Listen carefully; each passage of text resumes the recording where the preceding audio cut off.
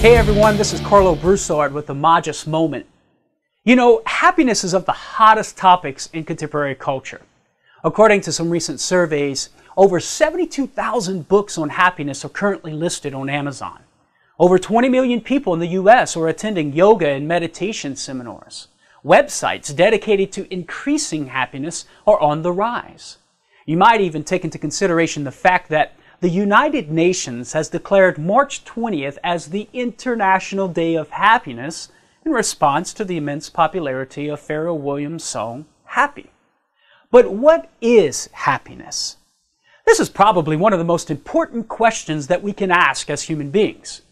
As the great Greek philosopher Aristotle once wrote, happiness is the one thing that we can choose in and for itself. Everything else is chosen for the sake of happiness. Think about it.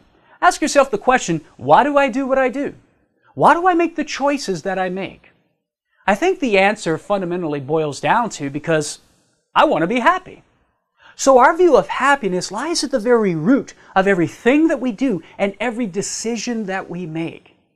Consequently, it's going to determine how we perceive our own lives, whether our life has meaning or is absurd, whether our life is a success or a failure, whether our life is even worth living or not.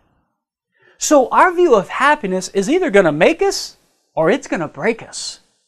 Now, if we follow the wisdom of pop culture embodied in Pharrell Williams' lyric, "Clap along if you know what happiness means to you," well then it would seem that the definition of happiness depends upon how I define it, how you define it. The problem, though, is that some people no longer think happiness is achievable in their lives because their subjective view of happiness is either incomplete or it's flawed. And if happiness is no longer achievable in life, well then what's the point of living? So it's absolutely necessary that we embark upon an endeavor to try and figure out what true, authentic human happiness is, objectively speaking, based upon who and what we are as human beings.